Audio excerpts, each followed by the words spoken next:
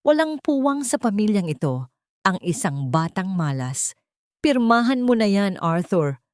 Huwag mo nang hintaying mawala pa ang huling pasensya ko sa batang yan dahil baka pati ikaw ay itakwil ko. Ang matalim na tinig ni Doña Esmeralda ay gumuhit sa katahimikan ng malawak na sala ng mansyong Preston. Tila isang latigo na humahagupit sa pandinig ng 7 taong gulang na si Vivian.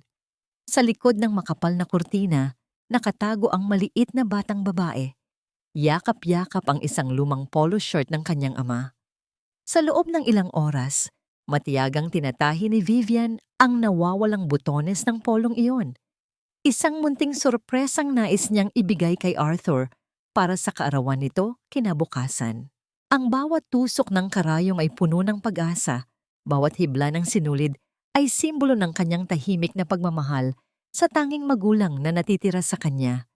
Ngunit sa isang sandali, ang mga salita ng kanyang lola ay tila naging lason na dahan-dahang pumatay sa init ng kanyang munting puso. Sumilip si Vivian mula sa kanyang pinagtataguan. Nakita niya ang kanyang ama, si Arthur, na nakayuko sa harap ng isang magarbo at malamig na lamesang nara. Sa ibabaw nito ay nakalatag ang ilang pirasong papel na puting-puti. Ngunit para kay Vivian, ang mga ito ay tila mga anino ng kamatayan. Mommy, bata pa si Vivian, mahinang pagtutol ni Arthur. Ngunit ang kanyang boses ay walang laban. Parang isang kandilang unti-unting nauupos sa harap ng malakas na unos. Bata? 7 taon na siya, Arthur. Pero sa loob ng 7 taong iyan, wala siyang dinala kundi kamalasan. Namatay ang asawa mo, bumagsak ang ilang negosyo natin. Dahil sa batang iyan. Muling sumigaw si Doña Esmeralda habang iwinawagayway ang kanyang kamay na puno ng mamahaling alahas. Ang dokumentong yan ang magliligtas sa dangal ng mga Preston. Kapalit ng kanyang pirma, mawawalan siya ng karapatan sa anumang mana at ari-arian. Magiging malaya tayo sa pasakit na dala niya. Pirmahan mo o kaming lahat ang tatalikod sa iyo. Hindi nakagalaw si Vivian. Ang polong hawak niya ay dahan-dahang nalaglag sa sahig, ngunit hindi niya iyon napansin. Ang kanyang paningin ay nakapako sa kanyang ama. Umaasa siyang tatayo ito, yayakapin siya, at sasabihing, "Huwag kang mag-alala anak, ipagtatanggol kita." Ngunit nanatiling nakayuko si Arthur. Sa bawat segundong dumadaan, ang katahimikan ng kanyang ama ay mas masakit pa kaysa sa bulyaw ng kanyang lola. Ito ang tinatawag na pagtataksil, ang uri ng sakit na hindi nagpapadugo ng sugat, kundi nagpapadurog ng kaluluwa.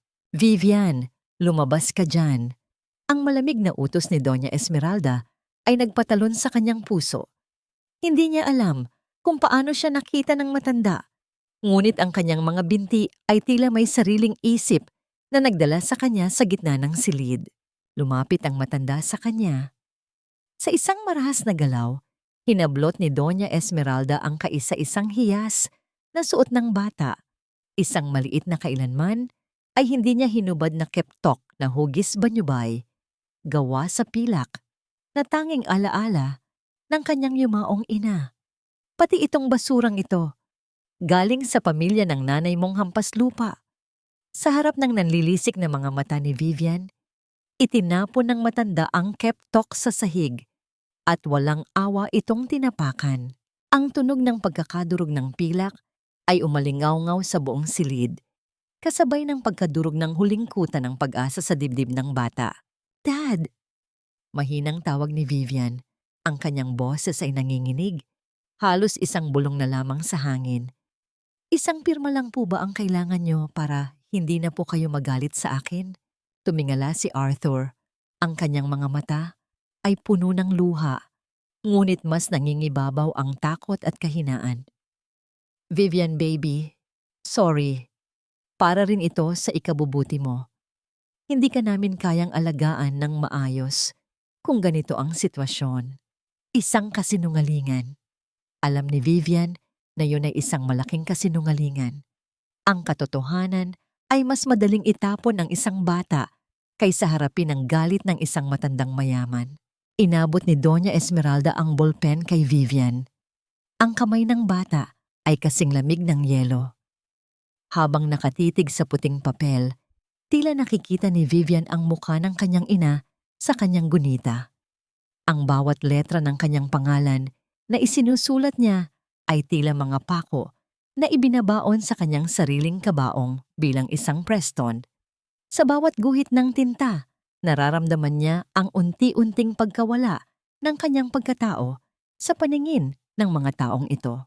Ang silid na dati niyang itinuring na tahanan ay biglang naging isang banyagang lugar, puno ng mga kaaway na nakasuot ng seda at brilyante. Nang matapos ang huling kurba ng kanyang pirma, binitawan ni Vivian ang ballpen. Hindi siya umiyak. Ang kanyang mga mata, na dati ay puno ng kislap ng pagkabata, ay biglang naging kasing lalim at kasing dilim ng karagatan sa madaling araw. Tiningnan niya ang kanyang ama sa huling pagkakataon, hindi bilang isang anak na nagmamakaawa, kundi bilang isang biktima na nagpapatawad sa kanyang berdugo bago ang bitay. Tapos na po, sabi ni Vivian sa isang boses na hindi nakatulad ng sa isang 7 taong gulang. Ito ay boses ng isang taong nawalan na ng lahat, ngunit nakahanap ng isang bagong uri ng lakas sa gitna ng kawalan. Wala na po kayong kailangang gawin sa akin. Malaya na po kayo. Tumalikod siya at dahan-dahang lumakad patungo sa pinto. Iniwan ang durog na keptok sa sahig at ang kanyang amang hindi man lang magawang tumingin sa kanya. Habang papalayo siya sa liwanag ng sala, patungo sa madilim na pasilyo, isang tanong ang paulit-ulit na umalingaw-ngaw sa kanyang isipan, isang katanungang tila isinumpa ng tadhana. Sa gabing ito na namatay ang batang si Vivian, sino kaya ang isisilang mula sa mga abo ng kanyang nawasak na puso upang maningil sa lahat ng luhang kanyang ibinuhos? Huwag ka nang lilingon, Vivian. Mula sa oras na ito, hindi ka na isang Preston. Kalimutan mo na ang lahat ng luho sa loob ng bahay na ito dahil hindi ka nakabilang dito. Ang boses ni Doña Esmeralda ay tila kidlat na naghati sa gitna ng malakas na buhos ng ulan. Sa harap ng malaking gate ng mansyon, nakatayo ang 7 taong gulang na si Vivian. Yakap-yakap ang isang maliit na bayong na gawa sa buri. Ang tanging bagay na pinayagan siyang dalhin. Sa loob niyon ay ang tahi-tahing polo shirt ng kanyang ama na hindi na niya naibigay at ang nadurog na keptok na pilak na maingat niyang binalot sa isang pirasong panyo. Ang tubig ulan ay dumadaloy sa kanyang mukha, humahalo sa kanyang mga luha na hindi na niya mapigilan. Tiningnan niya ang bintana sa ikalawang palapag, kung saan nakita niya ang anino ng kanyang ama. Inaasahan niyang kahit sa huling sandali ay kakatok ito sa salamin o tatawagin ang kanyang pangalan. Ngunit ang nakita lamang niya ay ang dahan-dahang pagpikit ng kurtina, tila isang huling pamamaalam na puno ng karuwagan. Bawat hakbang ni Vivian palayo sa gate ay tila paghila sa kanyang puso mula sa kanyang dibdib. Ang semento ay malamig sa kanyang mga paang walang sapin, at ang bawat patak ng ulan na tumatama sa kanyang balat ay tila mga karayom na nagpapaalala sa kanya ng kanyang kawalan ng halaga sa paningin ng mga taong itinuring niyang pamilya. Sa gitna ng dilim at ingay ng bagyo, naramdaman niya ang isang mainit na kamay na humawak sa kanyang balikat. "Vivian! Anak, sandali lang!" Si Yaya Rosa yon, hingal na hingal at basang-basa rin sa ulan. May bitbit itong maliit na balot ng plastik na naglalaman ng mainit na kanin at tuyo. "Dalhin mo ito, anak. Huwag mong hahayaang magutom ang sarili mo. Pasensya ka na. Ito lang ang nakayanan kong itago mula sa iyong lola." Niyakap ni Vivian ang matanda, ang tanging tao na nagparamdam sa kanya na siya ay may halaga pa sa mundong ito. Sa kabila ng ginaw, naramdaman niya ang init ng pagmamahal ni Rosa, isang pagmamahal na hindi kayang ibigay ng sarili niyang ama. "Salamat po, Yaya. Huwag po kayong mag-alala sa akin. Magiging matatag po ako." Ang bulong ng bata Ang kanyang boses ay puno ng determinasyon na hindi akma sa kanyang edad. Alam ni Vivian na mula sa gabing ito, kailangan niyang kalimutan ang pagiging isang bata. Mag-iingat ka, Vivian. May mga anghel na nagbabantay sa'yo. Tandaan mo, ang kabutihan ng iyong ina ay hindi kailanman mawawala sa iyong dugo. Ang huling habilin ni Rosa, bago siya pilit na hinila pabalik ng mga bodyguard ng mansyon, naiwan si Vivian na mag-isa sa gilid ng madilim na kalsada. Ang tanging kasama ay ang tunog ng hangin na humahagibis sa mga puno at ang sariling pintig ng kanyang pusong puno ng pait. Naglakad siya ng walang patutunguhan. Ang kanyang maliit na katawan ay nanginginig sa lamig. Ang bawat ilaw ng mga sasakyang dumadaan ay tila mga matang nanghuhusga sa kanyang kalagayan. Sa kanyang isipan, paulit-ulit na naglalaro ang mukha ng kanyang lola na tumatawa habang dinudurog ang kanyang pep talk at ang mukha ng kanyang ama na tumatalikod sa kanyang mga sulyap. Ang pait ay dahan-dahang namuo sa kanyang lalamunan, isang lasa ng galit na hindi niya kailanman naramdaman noon. Biglang bumagal ang pag-ikot ng mundo para kay Vivian ng isang mahaba at itim na sasakyan ang dahan-dahang tumigil sa kanyang tapat. Ang gulong nito ay nagwisik ng tubig sa kanyang mga paa, ngunit hindi siya gumalaw. Ang bintana ng sasakyan ay dahan-dahang bumaba at mula sa loob ay lumabas ang isang bango ng mamahaling pabango at ang lamig ng aircon na tila nagmula sa ibang mundo. Isang lalaking may edad na, nakasuot ng napakalinis na barong at may hawak na baston na may ulong ginto, ang tumitig sa kanya. Ang kanyang mga mata ay hindi puno ng pandidiri, kundi ng isang matinding pait at pangungulila. Sienna, ang mahinang tawag ng matanda, isang pangalan na hindi kailanman narinig ni Vivian sa loob ng mansyon ng mga Preston. Sa wakas, nahanap din kita. Ang dugo ng mga Blackwood ay hindi nararapat na dumanas ng ganitong uri ng paghihirap sa gitna ng lansangan. Nabitawan ni Vivian ang kanyang bayong sa putikan. Ang plastik ng pagkain mula kay Yaya Rosa ay nabitak at ang mainit na kanin ay dahan-dahang naanod ng tubig ulan. Tiningnan niya ang matanda at sa unang pagkakataon sa gabing iyon, naramdaman niya ang isang kakaibang uri ng kaligtasan. Hindi siya tinawag na malas, hindi siya tinawag na basura, tinawag siyang Sienna. Habang dahan-dahang bumubukas ang pinto ng sasakyan at iniaabot ng matanda ang kanyang kamay, muling nulyapan ni Vivian ang malayo at madilim na mansyon ng mga Preston. Ang bawat ilaw doon ay tila mga bituing namamatay sa kanyang paningin. Sa kanyang puso, isang sumpa ang nabuo kasabay ng paghawak niya sa kamay ng matanda. Kung ang pagiging Vivian ay nangangahulugan ng pagiging biktima, handa siyang mamatay sa gabing ito upang muling isilang bilang Sienna Blackwood. Ngunit sa kanyang pag-alis, may iwan kaya ang lahat ng sakit o ito ang magiging mitya ng isang apoy na tutupok sa lahat ng mga taong nagtapon sa kanya. Ang katahimikan sa loob ng sasakyan ay tila isang malambot na kumot na bumabalot sa nanginginig na katawan ni Vivian. Sa labas, ang ulan ay patuloy na humahampas sa salamin. Ngunit dito sa loob, tanging ang mahinang paghinga ng matandang lalaki sa kanyang tabi ang naririnig. Nakatingin si Vivian sa kanyang mga kamay na puno pa rin ng putik at dumi mula sa lansangan. Isang malaking kontras sa mamahaling leather na upuan kung saan siya nakaupo. Hindi niya alam kung saan siya dadalhin, ngunit sa kauna-unahang pagkakataon, hindi siya natatakot. Ang init na nagmumula sa heater ng sasakyan ay dahan-dahang nagpapawala sa ginaw ng kanyang balat. Ngunit ang lamig sa kanyang puso ay tila nakabaon na ng malalim. Huwag kang matakot, maliit na Sienna. Ang basag na tinig ng matanda ang bumasag sa katahimikan. Hindi mo na kailangang dumanas ng kahit anong sakit. Nandito na si Lolo. Sienna.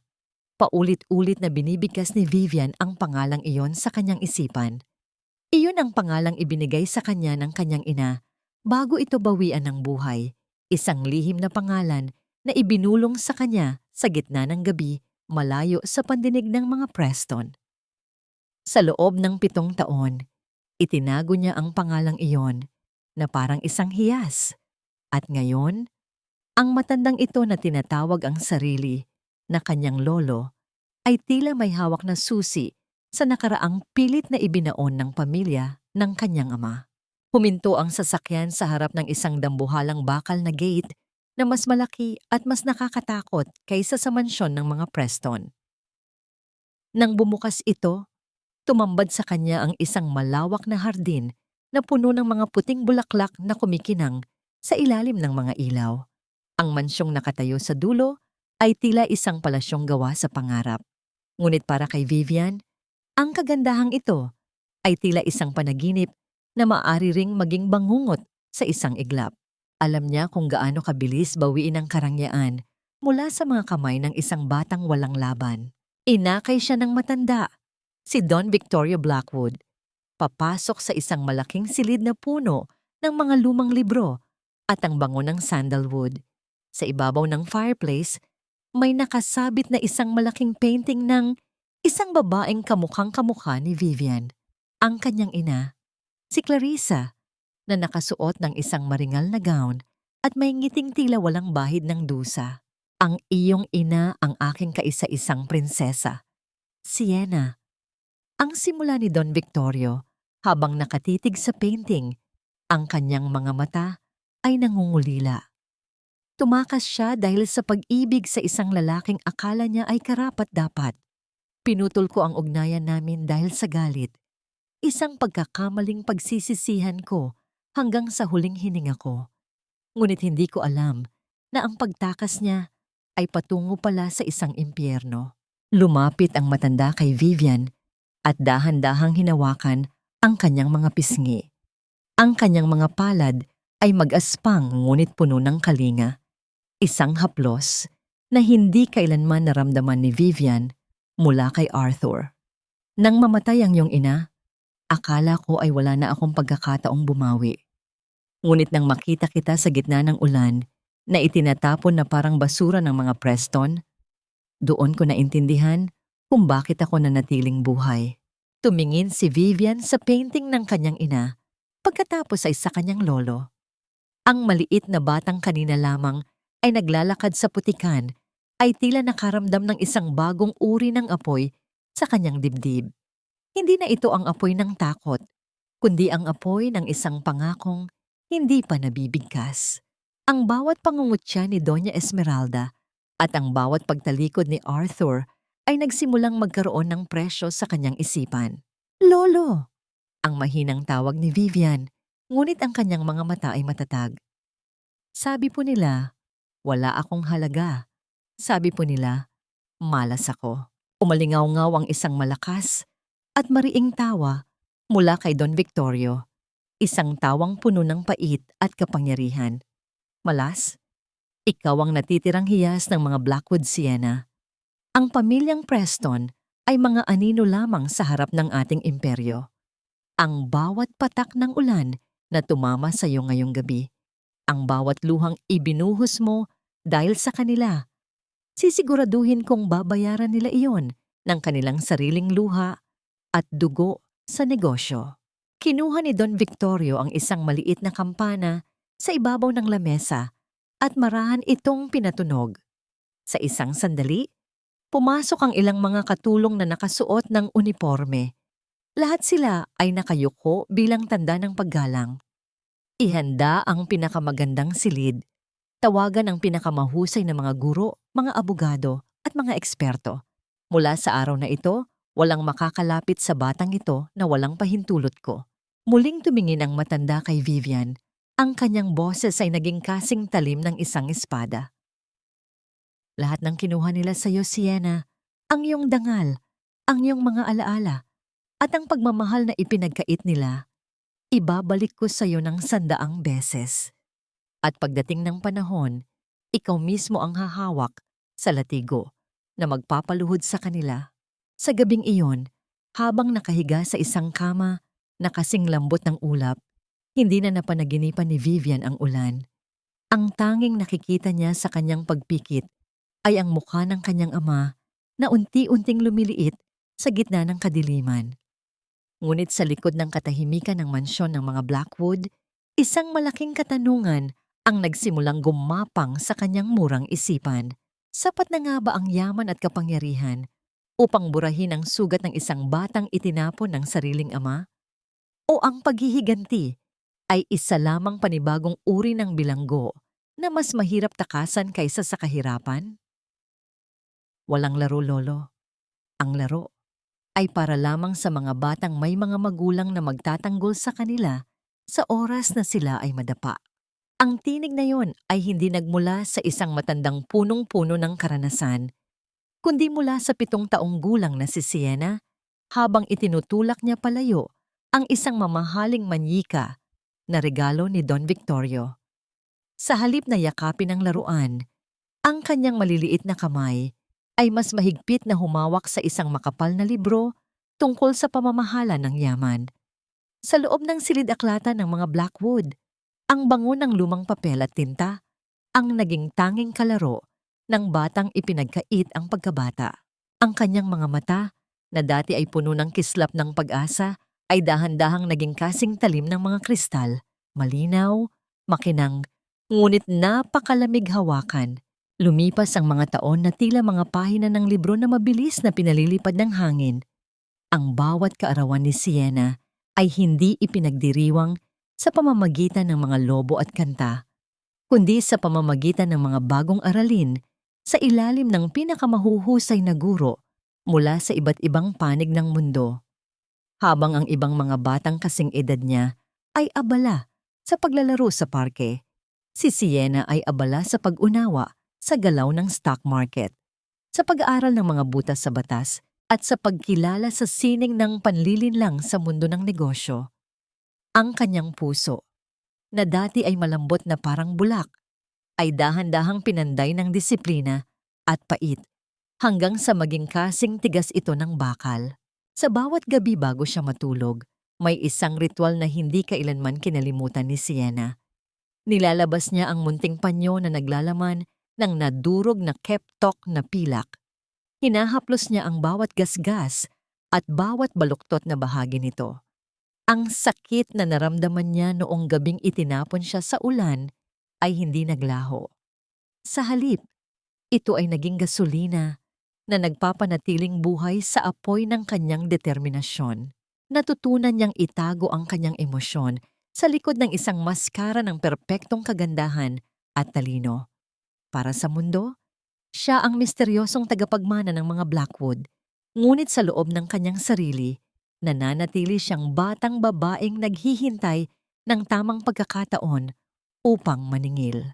Nabalik lamang ang diwa ni Sienna sa kasalukuyan nang marinig niya ang marahang pagkatok sa pinto ng kanyang opisina sa London. 15 taon na ang nakalilipas mula nang lisanin niya ang Pilipinas. Ngayon, sa edad na 22, ang babaeng nakatayo sa harap ng malaking salamin ay malayo na, sa batang duguan ang mga paa sa putikan. Nakasuot siya ng isang mamahaling suit na kulay hating gabi. Ang kanyang buhok ay maayos na nakapusod at ang kanyang tindig ay nagpapakita ng awtoridad na hindi kayang baliin ng sinuman. Pumasok si Don Victorio na ngayon ay gumagamit na ng wheelchair ngunit ang mga mata ay nananatiling matalas. Ang balita mula sa Maynila ay hindi maganda para sa mga Preston, Sienna. Ang kanilang mga utang ay unti-unti na silang kinakain ng buhay.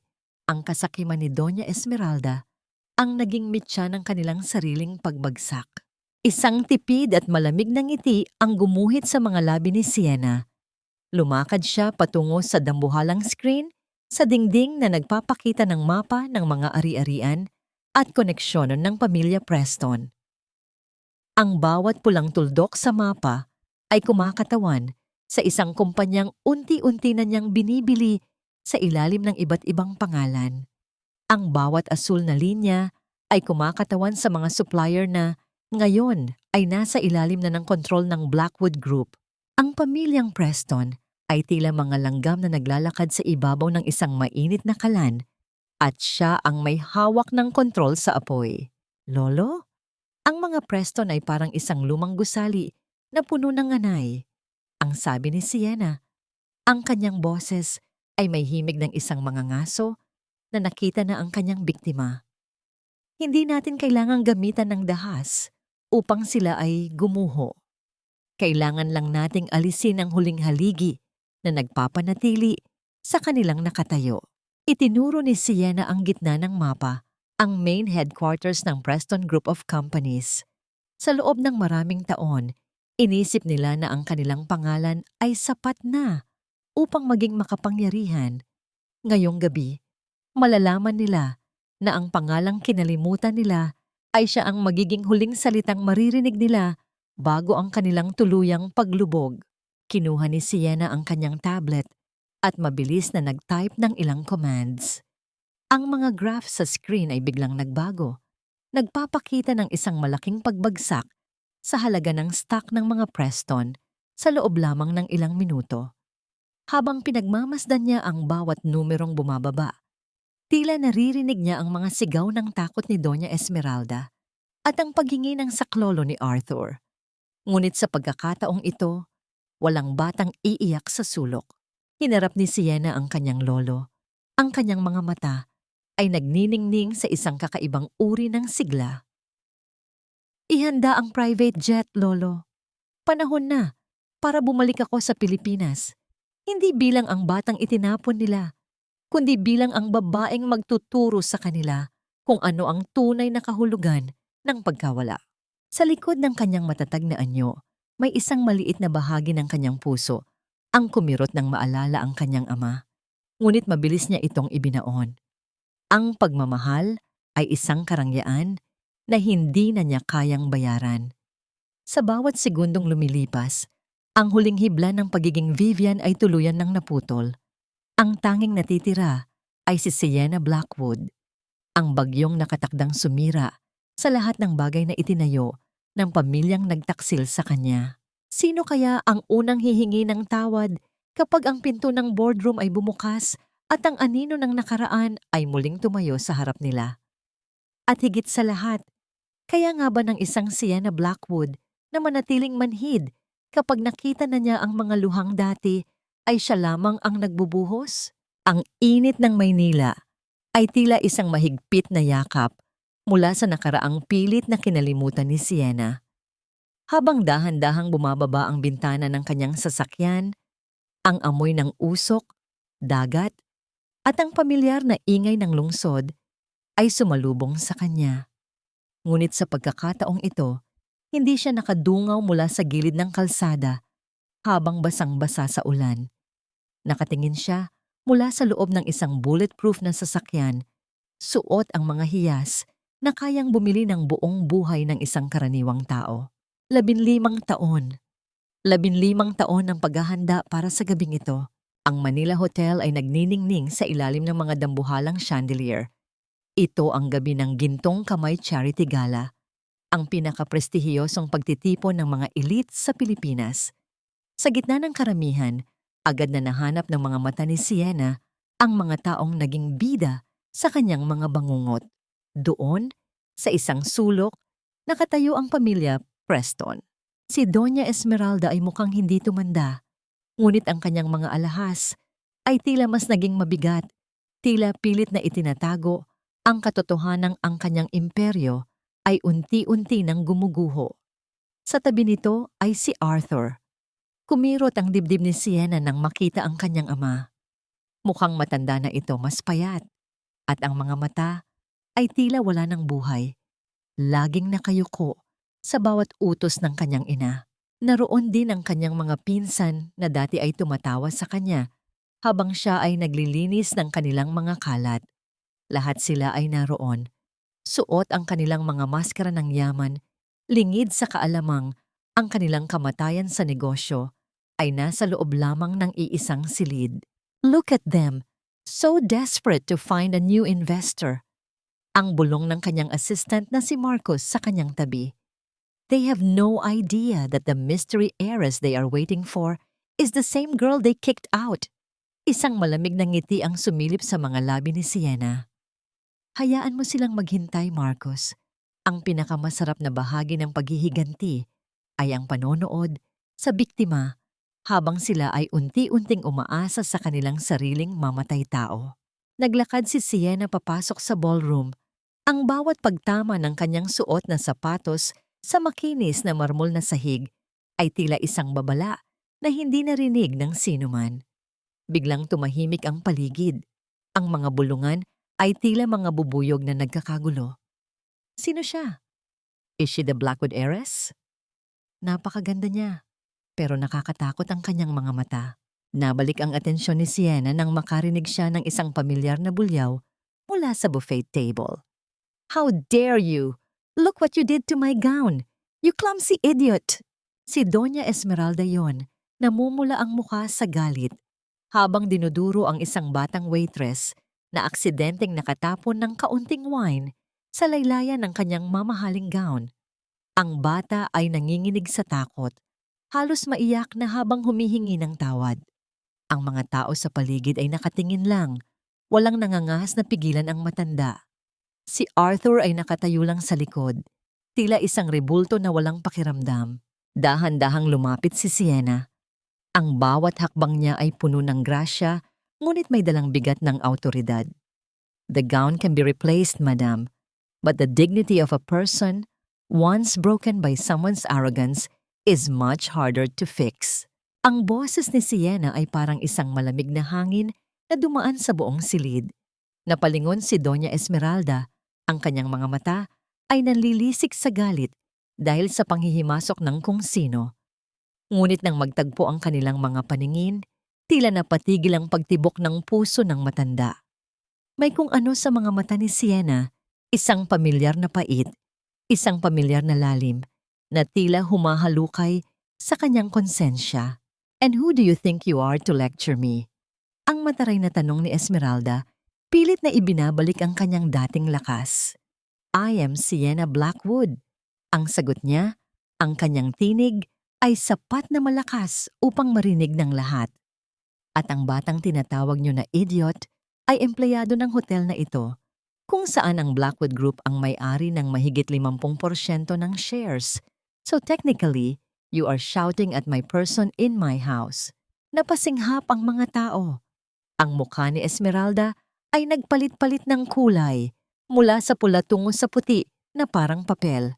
Si Arthur, na kanina pa nakayuko, ay biglang nag-angat ng tingin. Titig na titig siya sa mukha ni Sienna. Ang kanyang mga labi ay bahagyang nakabukas na tila may gustong sabihin ngunit walang salitang lumalabas. May isang alaala sa kanyang isipan na pilit na kumakatok. Isang alaala ng isang 7 taong gulang na batang may ganoon ding katatag na mga mata sa gitna ng ulan. Lumapit si Sienna kay Arthur. Ang distansya nila ay sapat na upang maamoy niya ang pamilyar na pabango ng kanyang ama na hinaluan na ng amoy ng alak at pagtanda.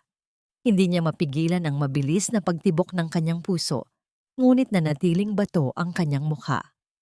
Mr. Preston, right? Ang tanong ni Sienna. Ang kanyang boses ay puno ng mabisang panunuya. I've heard so much about your family values. It seems my information was quite accurate. Tila nakuryente si Arthur sa narinig. Ang boses na yon. Ang paraan ng pagbigkas ng bawat salita. Tila isang multo mula sa nakaraan ang bumubulong sa kanyang pandinig. Vivian, ang halos hindi marinig na bulong ni Arthur, ang kanyang mga mata ay nagsisimulang mangilid ng luha. Isang matalim na tingin ang ibinigay ni Sienna bago siya tumalikod. My name is Sienna, Mr. Preston.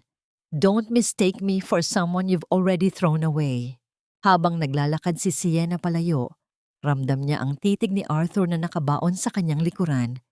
Ang bawat hakbang niya ay parang isang panalo, ngunit sa loob-loob niya, may isang sugat na muling bumukas. Ang unang paghaharap ay tapos na, at ang lason ay dahan-dahan nang kumakalat sa sistema ng mga Preston. Ngunit sa kabila ng kanyang tagumpay, isang tanong ang hindi mawala sa kanyang isipan. Sapat na ba ang makita silang napapahiya? O ang tunay na paghihiganti ay magsisimula lamang kapag naramdaman na nila ang mawalan ng lahat?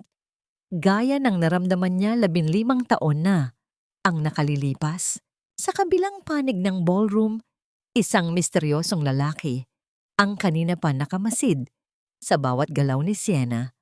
Ang kanyang mga mata ay puno ng paghanga at kuryosidad. Sino kaya ang bagong karakter na ito sa buhay ng isang Blackwood?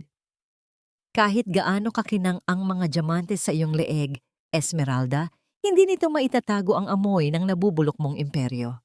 Ang boses ni Sienna sa kanyang sariling isipan ay puno ng pait habang pinagmamasdan niya ang balita tungkol sa pagbagsak ng stock ng Preston Group sa kanyang dambuhalang screen. Sa loob ng marangyang opisina ng Blackwood Group, ang katahimikan ay tila isang buhay na nilalang na naghihintay ng tamang pagkakataon upang sumakmal. Ang bawat figura, bawat graph na kulay pula, ay isang patunay na ang kanyang plano ay gumagana. Ang pamilyang nagtapon sa kanya ay unti-unti nang nauubusan ng hininga sa mundo ng negosyo. Sa loob ng mansyon ng mga Preston sa Forbes Park, ang kapaligiran ay malayo sa katahimikan ng opisina ni Sienna. Ang tunog ng pagkabasag ng isang mamahaling florera ay umalingaw-ngaw sa buong sala, ngunit walang sino mang katulong ang nangahas na lumapit. Si Doña Esmeralda ay naglalakad ng pabalik-balik. Ang kanyang muka ay puno ng galit at takot. Ang kanyang mga kamay ay nanginginig habang hawak ang isang liham ng demanda mula sa isa sa kanilang pinakamalaking bangko. Arthur, ano ang ginagawa mo? Bakit nakaupo ka lang dyan at umiinom? Ang bulyaw ni Esmeralda sa kanyang anak. Ang kumpanyang itinayo ng ama mo ay guguho na at ikaw ay tila walang pakialam. You are so weak, Arthur. Kaya tayo narito sa sitwasyong ito ay dahil sa iyong kawalan ng diskarte. Ito ang pamilyar na kanta ng manipulasyon ni Esmeralda. Ang pagbaliktad sa katotohanan upang isisi sa iba ang kanyang sariling mga pagkakamali. Si Arthur ay dahan-dahang nag-angat ng tingin. Ang kanyang mga mata ay mapula at puno ng antok mula sa alak. Mami, sapat na. Isinuko ko na ang lahat para sa'yo. Isinuko ko pati ang sarili kong anak dahil sabi mo ay iyon ang tama. At ngayon, sasabihin mo na ako ang dahilan? Ang kanyang boses ay paos, puno ng isang matandang sugat na muling bumuka mula noong gabing makita niya ang babaeng nagngangalang Sienna Blackwood. Don't you dare use that girl as an excuse! Ang singhal ni Esmeralda. Ang batang yun ay malas at ang Sienna na nakita natin sa gala ay imposible na siya. Ang kailangan natin ngayon ay ang tulong ng Blackwood Group. Sila lang ang may sapat na kapital upang bayaran ang ating mga utang. Kailangan nating makuha ang loob ng Sienna Blackwood na yon kahit anong paraan. Sa kabilang panig ng lungsod, si Sienna ay nakatayo sa harap ng kanyang bintana. Tinitingnan ang mga ilaw ng Maynila. Pumasok si Marcos at inilapag ang isang gintong sobre sa kanyang lamesa. The Preston sent an official invitation, Miss Sienna. They are asking for a private dinner at the residence. They want to discuss a strategic partnership, or in plain words, they want you to bail them out. Isang malamig na tawa ang kumawala sa mga labi ni Sienna. Ang irony ng sitwasyon ay tila isang masamang biro. 15 taon na ang nakalilipas, itinapon siya sa labas ng pintong iyon. Ngayon, binubuksan nila ang bawat pinto, naglalatag ng red carpet para lamang pumasok siya at iligtas sila. Hinaplos ni Sienna ang pader ng kanyang opisina. Naaalala ang pakiramdam ng magaspang na basahan sa kanyang mga kamay noong siya ay 7 taong gulang pa lamang at pinaglilinis ng sahig ng mansyong iyon. Strategic partnership? Ang ulit ni Sienna. Ang kanyang boses ay puno ng panunuya. Accept it, Marcos. Tell them I will come. I want to see how they will act as hosts to the person they once called trash. I want to see if the food they serve will taste like the hunger I felt when they forced me to eat leftovers in the kitchen. Nabalik ang gunita ni Sienna sa isang maliit na detalye. Isang lamat sa tiles malapit sa fireplace ng mansyon ng mga Preston. Doon siya madalas magtago noon kapag nagagalit ang kanyang lola. Ang lamat na yon ang naging saksi sa kanyang mga lihim na luha. Ngayon, ang lamat na yon ay tila naging simbolo ng buong pamilya Preston. Isang maliit na sira na naging malaking guho. Habang naghahanda si Sienna para sa dinner na yon, isang hindi inaasahang mensahe ang dumating sa kanyang private phone. Isang litrato ng isang lumang dokumento, isang birth certificate na may pangalang Vivian Preston, ngunit may pirma ng isang taong hindi niya inaasahan. Ang misteryong ito ay tila isang bagong hibla na nagpapabigat sa kanyang plano. Sino ang nagpadala ng litratong ito? At ano ang kinalaman nito sa lihim na itinatago ni Doña Esmeralda tungkol sa tunay na pagkatao ng kanyang ina? Habang ang sasakyan ni Sienna ay dahan-dahang pumasok sa gate ng Forbes Park, ang kanyang puso ay tumibok ng mas mabilis. Hindi ito dahil sa takot, kundi dahil sa pananabik. Ang bawat segundo ng gabing ito ay idinisenyo niya upang maging isang dahan-dahang pagpaparusa. Handa na ba kayo, Daddy? Lola? Ang bulong ni Sienna sa hangin habang humihinto ang sasakyan sa harap ng pamilyar na hagdanan. Dahil sa pagkakataong ito, hindi lang ako basta pipirma. Ako na ang may-ari ng ballpen, ng papel, at ng inyong buong kapalaran. Nang bumukas ang pinto ng sasakyan, ang unang tumambad sa kanya ay ang mukha ni Arthur na nakatayo sa pinto. Ang kanyang ekspresyon ay isang halo-halong pag-asa at matinding takot. "Welcome home, Miss Blackwood," ang sabi ni Arthur. Ang kanyang boses ay nanginginig sa isang paraan na tila ba alam niya ang katotohanang pilit niyang itinatanggi. Ngunit ang hindi alam ni Arthur, ang pagpasok ni Sienna sa bahay na yon ay hindi isang pagbabalik ng anak, kundi ang pagpasok ng isang bagyong nakatakdang wasakin ang lahat ng bagay na kanyang itinuturing na tahanan.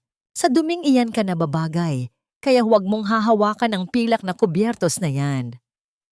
Ang gunita ng malupit na boses ni Doña Esmeralda, 15 taon na ang nakalilipas, ay tila isang malakas na sampal na muling naramdaman ni Sienna habang dahan-dahang humahakbang sa loob ng engranding dining room ng mga Preston.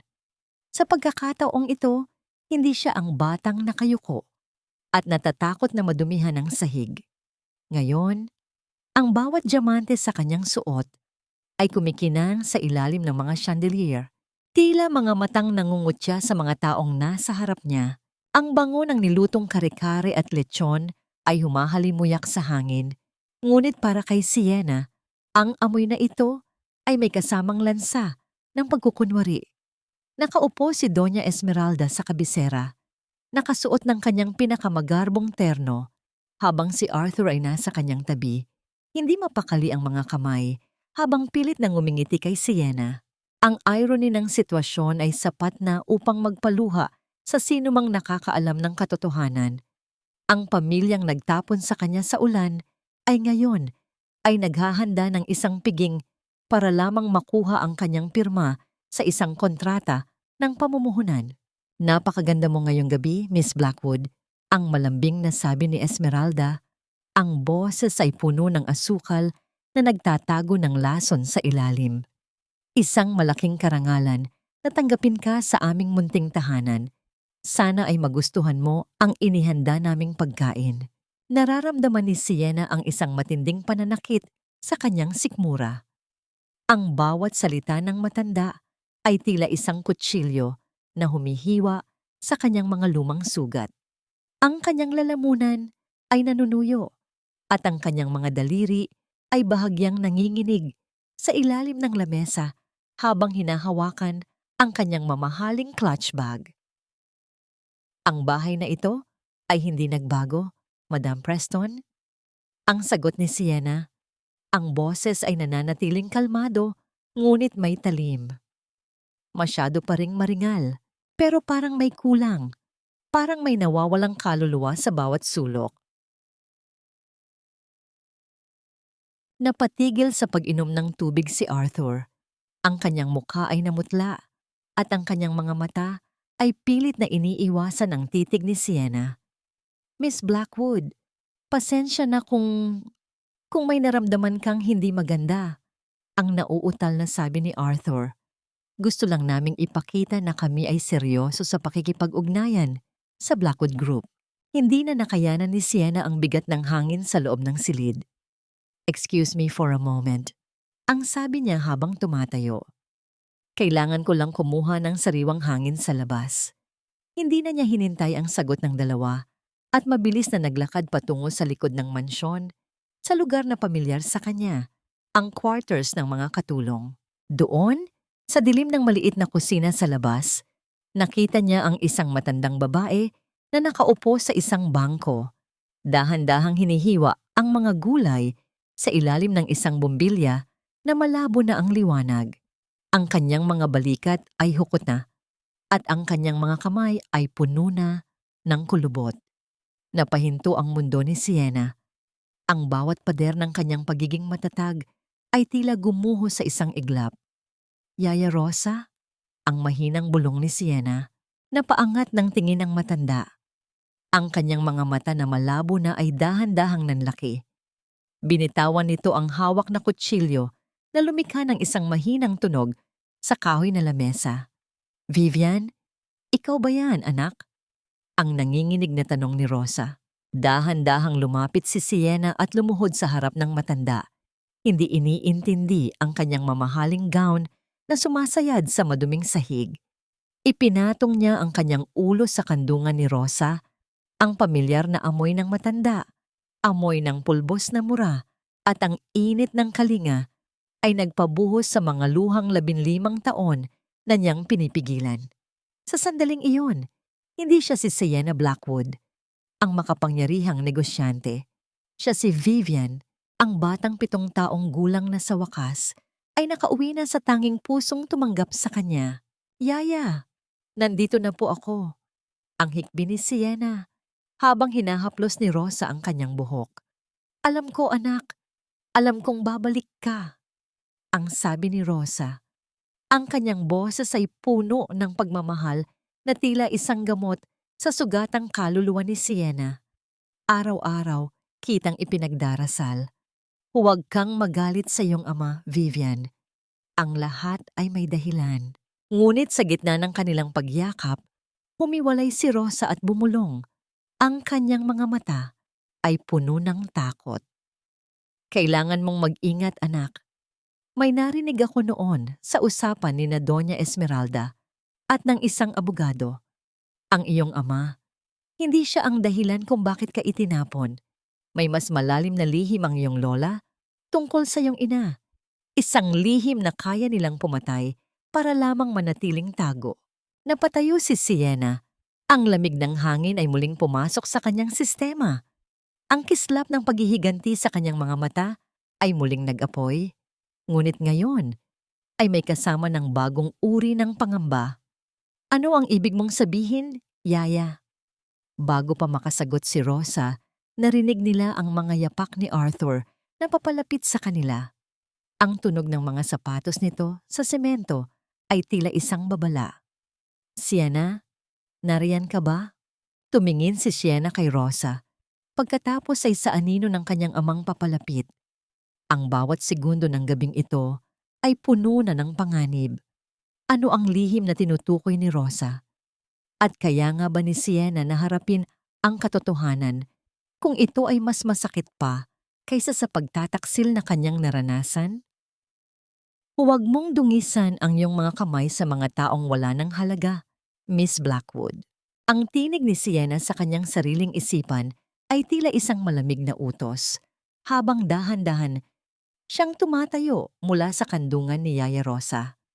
Ang init ng mga luha sa kanyang pisngi ay mabilis na tinuyo ng malamig na hangin ng gabi.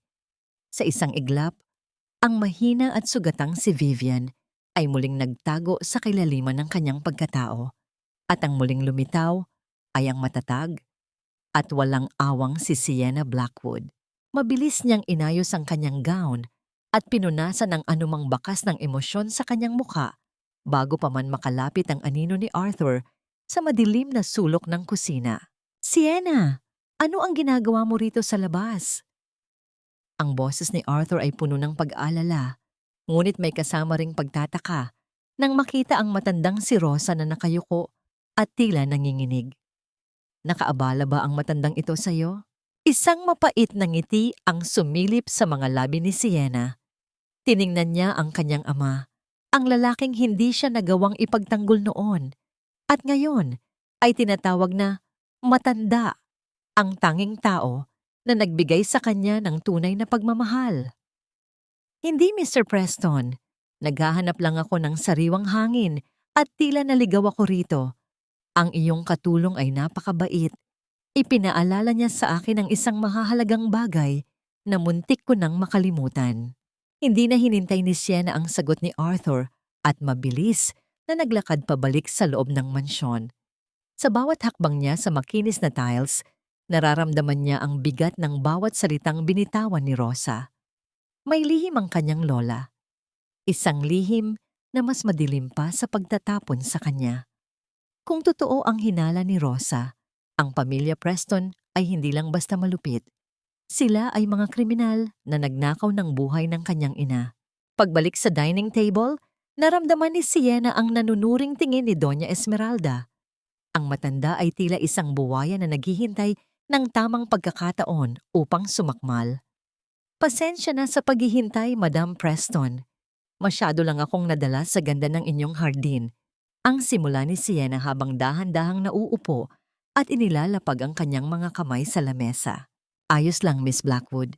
Ngayon, maaari na ba nating pag-usapan ang pakay ng ating hapunan?" Ang boses ni Esmeralda ay puno ng pananabik. Inilabas ng matanda ang isang makapal na folder na naglalaman ng mga plano para sa Preston Legacy Project, isang desperadong hakbang upang isalba ang kanilang kumpanya. Kinuha ni Sienna ang folder ngunit hindi niya ito binuksan. Sa halip, tumitig siya ng diretso sa mga mata ni Esmeralda. "I've reviewed your situation, madam. To be honest, your company is a sinking ship, but I see a potential in your real estate assets. My group is willing to invest 500 million pesos as a starting capital." Ang halagang binanggit ni Sienna ay tila isang kumpas ng mahika na nagpaliwanag sa mukha ni Esmeralda. Halos mabitawan ni Arthur ang kanyang baso ng alak sa gulat. 500 million? Ang ulit ni Arthur. Ang kanyang boses ay nanginginig sa pag-asa. "Iyan ang halagang kailangan namin upang mabayaran ang aming mga utang sa bangko. Ngunit may kondisyon." Ang dugtong ni Sienna, ang kanyang boses, ay naging kasing lamig ng yelo. "Gusto kong ilipat ang lahat ng inyong prime properties sa ilalim ng isang bagong holding company. At ako ang magiging chief decision maker ng kumpanyang yon. You will have the money, but I will have the control." Ito ang Project Phoenix, ang bitag na maingat na inihanda ni Sienna. Ang perang ibibigay niya ay tila isang lunas, ngunit ang bawat sentimo nito ay may kasamang tanikala na iyan unting hihigpit sa leeg ng mga Preston hanggang sa wala na silang matirang kahit ano. "Deal!" Ang mabilis na sagot ni Esmeralda. Hindi man lang nag-isip ng malalim. Ang kanyang kasakiman ang naging pinakamalakas na armas ni Sienna laban sa kanya. "Arthur, ihanda ang mga dokumento. Huwag nating palampasin ang pagkakataong ito." Habang pinagmamasdan ni Sienna ang kanyang lola, na halos manginig sa tuwa, naramdaman niya ang titig ni Arthur. May kung anong lungkot at kaba sa mga mata ng kanyang ama. Tila may bahagi ng kanyang pagkatao ang nagsasabing ang babaeng nasa harap nila ay hindi isang tagapagligtas, kundi isang maniningil ng utang. Bago umalis ng mansyon, huminto si Sienna sa tapat ng malaking salamin sa sala. Inilabas niya mula sa kanyang bag ang inayos na keptok na hugis banyubay. Ang pilak na hiyas na dinurog ni Esmeralda, 15 taon na ang nakalilipas. Maingat niya itong iniwan sa ibabaw ng isang maliit na lamesa sa tabi ng isang larawan ni Clarissa. Isang tahimik na mensahe, isang babala na ang nakaraan ay hindi kailanman nalilibing ng tuluyan. Pagkalabas ni Sienna, Mabilis na sumibad ang kanyang sasakyan paalis ng Forbes Park.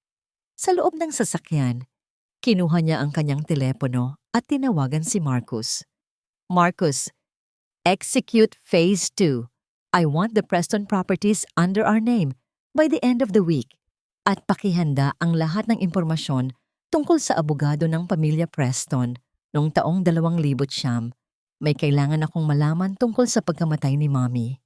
Samantala, sa loob ng mansyon, naiwang tulala si Arthur habang hawak ang mga dokumentong pirmado na ni Esmeralda. Ngunit ang kanyang paningin ay naagaw ng isang bagay na kumikinang sa ibabaw ng lamesa. Dahan-dahang lumapit si Arthur at kinuha ang keptok na pilak. Ang kanyang buong katawan ay nanginig nang makilala ang hiyas na yon. Ang kanyang puso ay tila tumigil sa pagtibok nang mapagtanto ang katotohanang pilit niyang itinago sa kanyang sarili. Vivian! Ang bulong ni Arthur, ang kanyang boses ay puno ng matinding takot at pagsisisi. Sa sandaling iyon, alam niyang ang perang natanggap nila ay hindi isang biyaya, kundi ang simula ng kanilang katapusan. Wala kang silbi, Arthur.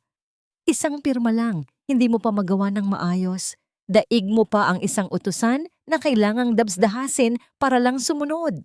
Ang matalim na boses ni Doña Esmeralda ay umaling-awngaw sa loob ng opisina ng Preston Group. Tila isang lason na dahan-dahang kumakalat sa hangin. Nakatayo si Sienna sa labas ng pintuan. Ang kanyang kamay ay nakahawak sa doorknob. Ngunit hindi muna siya pumasok. Pinakinggan niya ang bawat bulyaw, ang bawat pagmaliit ng matanda sa sarili nitong anak. Sa pamamagitan ng bahagyang nakabukas na pinto, nakita ni Sienna si Arthur, ang kanyang ama, na nakayuko. Ang mga kamay ay nanginginig habang hawak ang isang pluma. Ang eksenang ito ay tila isang malupit na salamin ng kanyang nakaraan. Ganitong-ganito ang itsura ni Arthur, 15 taon na ang nakalilipas nang hayaan nitong yurakan ng matanda ang dangal ng kanyang sariling dugo. Isang matinding bugso ng emosyon ang dumaan sa dibdib ni Sienna. Galit siya kay Arthur dahil sa kahinaan nito, ngunit may isang maliit na bahagi ng kanyang puso ang kumikirot sa awa. Nakikita niya sa kanyang ama ang parehong takot na naramdaman niya noong siya ay 7 taong gulang pa lamang. Ang pamilya Preston ay hindi lang pala siya ang biktima. Biktima rin pala nito ang sarili nitong anak na piniling maging alipin ng utang na loob at takot. Dahan-dahang pumasok si Sienna. Ang tunog ng kanyang mga sapatos sa carpet ay tila isang hudyat ng pagtatapos ng gulo. Am I interrupting a family bonding session, Madam Preston? Ang malamig na tanong ni Sienna. Ang kanyang boses ay puno ng panunuya. Agad na nagbago ang anyo ni Doña Esmeralda. Ang nanlilisik na mga mata ay biglang naging malambot at puno ng plastik ng ngiti. Oh, Miss Blackwood, kanina ka pa ba riyan? Pasensya na. Itong si Arthur kasi ay masyadong mabagal sa trabaho. Just a minor misunderstanding. Tiningnan ni Sienna si Arthur. Ang kanyang ama ay dahan-dahang nag-angat ng tingin. Ang kanyang mga mata ay puno ng pagkilala at matinding pagsisisi. Ang keptok na iniwan ni Sienna kagabi ay tila naging isang mitsa na nagpaalab sa lahat ng kanyang itinatagong alaala. Gusto ni Arthur na lumapit. Gusto niyang itanong kung siya nga ba si Vivian. Ngunit ang malamig na titig ni Sienna ay tila isang pader na hindi niya kayang tawirin. Mr. Preston, please leave us. I need to talk to your mother about the final details of the transfer. Ang utos ni Sienna. Hindi ito isang pakiusap, kundi isang kautusan na hindi maaaring baliin. Tumayo si Arthur nang walang imik. Nang dumaan siya sa tabi ni Sienna, huminto siya ng isang saglit. Ang amoy ng kanyang ama, ang amoy ng lumang sigarilyo at kalungkutan ay nagpabigat sa hininga ni Sienna. Isang mabilis na sulyap ang ipinukol ni Arthur. Isang sulyap na tila nagsasabing, "Patawarin mo ako." Bago siya tuluyang lumabas ng silid, naiwan si Sienna at Esmeralda. Inilapag ni Sienna ang isang bagong kontrata sa lamesa. This is for the holding company. Kapag pinirmahan mo ito, ang lahat ng utang ng Preston Group ay mawawala. But you will give up 80% of your decision-making rights to me. Isang pirma na lang, madam, at maliligtas ang inyong dangal. Ang kasakiman ni Esmeralda ay nanaig sa kanyang pag-iingat. Agad niyang kinuha ang pluma at mabilis na nilagdaan ang dokumento. Hindi niya namalayang sa bawat guhit ng kanyang lagda. Lalo lamang siyang nahuhulog sa bitag na unti-unting sumisikip sa paligid niya.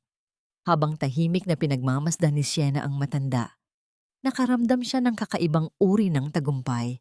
Hindi ganap na masaya, kundi may halong pait at bigat ng lahat ng nangyari bago dumating ang sandaling iyon. Nang matapos ang pulong, lumabas si Sienna ng gusali at sumakay sa kanyang sasakyan. Ngunit bago pa man makaalis ang driver, tumunog ang kanyang private phone. Isang hindi kilalang numero ang lumitaw sa screen. Hello? Ang sagot ni Sienna. Ang kanyang boses ay nanginginig sa kaba. Sienna, nahanap ko na ang doktor na tumingin sa iyong ina nung huling buwan niya sa mansyon ng mga Preston. Ang sabi ng boses sa kabilang linya. Si Marcus iyon, ang kanyang pinagkakatiwalaang assistant. Hindi cancer ang ikinamatay ni Clarissa. Ang mga gamot na ibinibigay sa kanya. Lahat ng iyon ay sadyang pinalitan ng mga bitamina na walang bisa para sa kanyang kondisyon. At ang pirma sa medical clearance para itigil ang kanyang treatment, hindi iyon pirma ng doktor. Iyon ay pirma ng iyong lola. Bandanak manana. Nabitawan ni Sienna ang kanyang telepono sa sahig ng sasakyan. Ang tunog ng pagbagsak nito sa carpet ay tila isang hudyat ng pagguho ng kanyang buong mundo. Ang hinala ni Yaya Rosa ay totoo. Ang kanyang ina ay hindi lang basta namatay. Siya ay dahan-dahang pinatay sa loob ng mansyong yon, sa ilalim ng paningin ng kanyang sariling asawa at biyenan. Lola? Ang bulong ni Sienna, ang kanyang boses ay puno ng isang galit na hindi na kayang kontrolin. Ang bawat luhang ibinuhos niya noon, ang bawat gabing nangulila siya sa kanyang ina, ay naging isang matalim na kutsilyo sa kanyang isipan. Ngunit may isang tanong na mas masakit pa sa katotohanan iyon. Alam ba ni Arthur ang ginawa ng kanyang ina? Hinayaan din ba niyang mamatay ang babaeng mahal niya, gaya ng paghayaan niyang itapon ang kanyang sariling anak? Habang umaandar ang sasakyan sa gitna ng traffic sa Maynila, tumunog muli ang telepono ni Sienna. Isang text message mula sa isang hindi kilalang numero. Nariyan ang katotohanan sa loob ng lumang atik ng mansyon. Hanapin mo ang kahon na may tatak na C. Doon mo malalaman ang huling hiling ng iyong ina. Sino ang nagpapadala ng mga mensaheng ito? At ano ang nakatago sa atik na magbabago sa lahat ng plano ni Sienna para sa kanyang paghihiganti? Hindi lang nila kinuha ang iyong kinabukasan, Sienna. Ninakaw nila ang huling hininga ng iyong ina habang ikaw ay natutulog sa kabilang silid. Walang kamalay-malay na ang mga kamay na nagpapakain sa iyo ay ang mga kamay ring pumatay sa taong pinakamahal mo. Ang boses ni Marcus sa telepono ay tila isang sumpa na paulit-ulit na umalingaw sa isipan ni Sienna habang dahan-dahan siyang naglalakad sa madilim at maalikabok na hagdanan patungo sa atik ng mansyon ng mga Preston. Ang bawat baitang ng hagdan ay tila bumibigay sa ilalim ng kanyang mga tiyan. Lumilikha ng mga mahinang tunog ng lumang kahoy na nagrereklamo sa bigat ng kanyang presensya. Ang amoy ng alikabok at nakatagong panahon ay sumalubong sa kanya. Isang amoy na nagpabalik sa lahat ng kanyang mga takot noong bata pa siya. Dito sa atik siya madalas itago ni Doña Esmeralda kapag may mga bisitang darating upang hindi madumihan ang tingin ng mga tao sa pamilya Preston dahil sa isang batang itinakwil.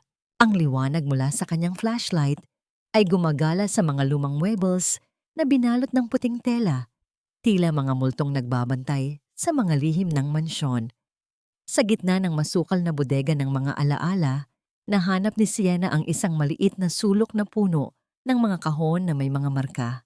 Doon, sa ilalim ng isang makapal na sapot ng gagamba, ay ang kahong may malaking titik, si Clarissa. Ang kanyang puso ay tila isang tambol na mabilis ang pagtibok. Ramdam niya ang panunuyo ng kanyang lalamunan habang dahan-dahang binubuksan ang takip ng kahon. Sa loob nito ay ang mga lumang gamit ng kanyang ina, isang paboritong libro, isang tuyong bulaklak, at isang maliit na recorder na gawa sa pilak.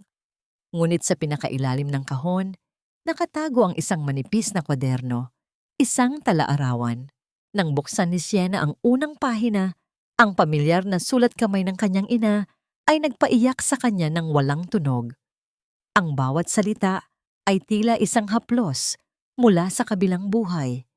Ngunit habang binabasa niya ang mga huling pahina, ang kanyang kalungkutan ay mabilis na napalitan ng isang nanlalamig na galit.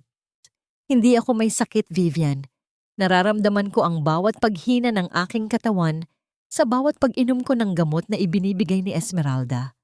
Sinubukan kong sabihin kay Arthur, ngunit pinili niyang maniwala sa kanyang ina kaysa sa akin.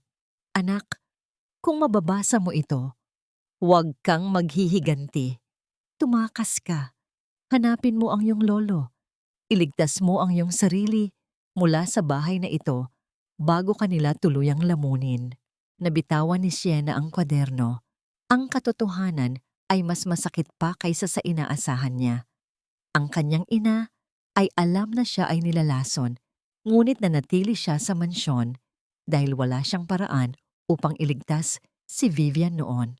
Ang kanyang ina ay nagpakamatay ng dahan-dahan para lang magkaroon ng pagkakataong mabuhay ang kanyang anak. Sienna, ano ang ginagawa mo rito? Ang boses ni Arthur ay pumunit sa katahimikan ng attic.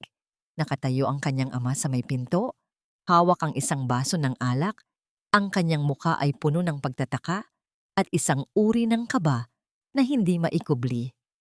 Dahan-dahang humarap si Sienna, ang kanyang mga mata ay nagniningning sa gitna ng dilim, tila mga uling na nag-aapoy sa galit. Alam mo ba, Dad? Ang tanong ni Sienna. Ang kanyang boses ay kalmado, ngunit puno ng matalim na pait. Alam mo ba na ang mga gamot na pinaiinom ni Lola kay Mommy ay hindi para gumaling siya? Alam mo ba na pinapanood niyo siyang mamatay habang naniniwala kayong ginagawa niyo ang tama para sa pamilyang ito? Nabitawan ni Arthur ang kanyang baso. Ang tunog ng pagkabasag ng bubog sa sahig ay tila hudyat ng pagtatapos ng lahat ng kanyang mga kasinungalingan. Vivian, anak, hindi ko alam. Akala ko ay talagang may sakit siya. Lumapit si Sienna sa kanyang ama. Ang bawat hakbang niya ay tila isang hatol ng kamatayan. Huwag mo akong tawaging anak, Arthur Preston. Ang isang ama ay nagtatanggol sa kanyang pamilya. Pero ikaw, hinayaan mo ang iyong ina na patayin ang babaeng mahal mo at hinayaan mo rin siyang itapon ang sarili mong dugo sa ulan. Inangat ni Sienna ang talaarawan ng kanyang ina. Nandito ang lahat ng katotohanan. Ang bawat araw ng paghihirap ni Mommy, ang bawat pagkakataong humingi siya ng tulong sa iyo, pero tinalikuran mo siya dahil sa takot mo sa iyong ina. Napaluhod si Arthur sa gitna ng attic. Ang kanyang mga hikbi ay punong-puno ng pagsisisi, ngunit para kay Sienna, ang mga luhang iyon ay huli na at wala ng halaga. Patawarin mo ako, Vivian. Patawarin mo ako. Ang patawad ay para sa mga nagkamali, Arthur. Ang ginawa niyo ay isang krimen. Ang huling salita ni Sienna bago siya lumampas sa kanyang ama patungo sa pinto. Ngunit bago siya makalabas, narinig niya ang isang mabigat na yabag ng mga paa mula sa ibaba, ang tunog ng mga sapatos ni Doña Esmeralda na papaakyat sa attic. Anong kaguluhan ito, Arthur? Bakit narito ang babaeng ito sa aking bahay? Ang sigaw ni Esmeralda mula sa hagdanan. Napatigil si Sienna. Ang kanyang kamay ay mahigpit na nakahawak sa talaarawan ng kanyang ina. Sa sandaling iyon, alam ni Sienna na ang gabi ng pagbabayad ay hindi na maghihintay sa susunod na araw. Ang lahat ng dusa, ang lahat ng pait, at ang bawat luhang pumatak sa atik na ito ay nakatakda ng maningil. Ngunit sa gitna ng tensyon, may isang bagay na napansin si Sienna sa mukha ni Esmeralda. Isang ngiti ng pagtatagumpay na tila ba may isa pang alas ang matanda na hindi pa nailalabas. Ano ang huling balak ng matandang Preston upang patahimikin si Sienna ng tuluyan? Akala mo ba ay mananalo ka dahil lang sa isang lumang kwaderno, Vivian? Ang mga salita ng isang baliw at naghihingalong babae ay walang silbi sa harap ng batas, lalo na kung ako ang batas sa pamilyang ito. Ang boses ni Doña Esmeralda ay pumailan lang sa loob ng masikip na atik, tila isang malamig na hangin na nagpapatayo ng balahibo. Nakatayo siya sa may pintuan. Ang kanyang anino ay humahaba sa sahig na gawa sa kahoy, tila isang dambuhala na handang lamunin ang sinumang humaharang sa kanyang daan. Sa likod niya, ang kadiliman ng hagdanan ay tila nagpapakita ng kawalan ng pag-asa. Ang liwanag ng flashlight na hawak ni Sienna ay tumama sa mukha ng matanda. Ngunit sa halip na matakot, ang mga mata ni Esmeralda ay nagpakita ng isang nakakangilabot na kislap ng katuwaan. Siniyasat ni Sienna ang paligid. Narito siya, nakaluhod sa tabi ng kanyang amang durog ang pagkatao. Hawak ang talaarawan ng kanyang ina na naglalaman ng katotohanang papatay sa dangal ng mga Preston. Ang bawat salita ni Clarissa sa kwadernong iyon ay tila mga bulong mula sa hukay na humihingi ng katarungan. Ang miyamainang tadhana ay hindi maikakaila sa mismong lugar kung saan siya itinago at minaliit noong bata. Dito rin niya natagpuan ang sandatang magpapabagsak sa kanyang mga kaaway. Hindi ito basta lumang kwaderno, Esmeralda. Ang tugon ni Sienna, ang kanyang boses ay hindi nanginginig. Bagkus ay puno ng isang mapanganib na kalmado. Ito ang huling hatol sa iyong kasamaan. At ang batas? Ang batas na sinasabi mo ay nabibili ng pera. At sa kasalukuyan, mas marami akong pera kaysa sa inyong lahat na pinagsama-sama. Isang nakakabinging katahimikan ang bumalot sa atik. Maririnig lamang ang mabigat na paghinga ni Arthur na patuloy na humihikbi sa sahig. Ang kanyang mga kamay ay nakatakip sa kanyang mukha sa tindi ng hiya at pagsisisi.